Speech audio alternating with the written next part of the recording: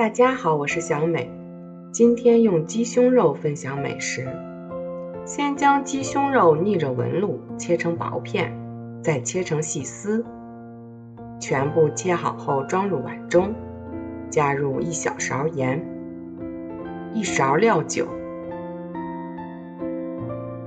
1勺淀粉，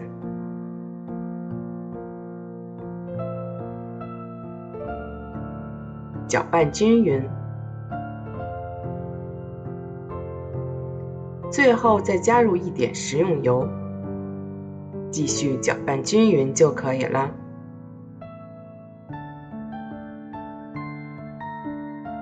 再把香菜切成小段，铺在盘底。再来准备一个料汁，碗中加入3勺番茄酱、1勺白醋、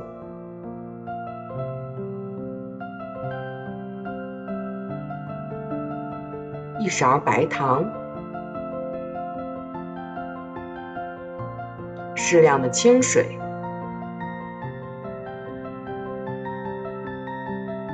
充分搅拌均匀备用。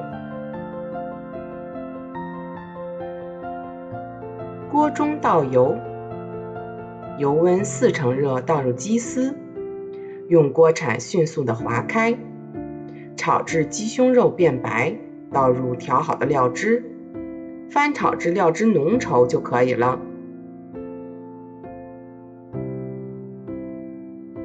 盛在香菜上，一道简单快手的家常糖醋鸡胸肉就做好了，口感上酸酸甜甜的，是一道非常开胃的家常做法，搭配任何主食都是不错的，小朋友特别喜欢吃，做法也算是比较简单，如果你喜欢也来试试吧。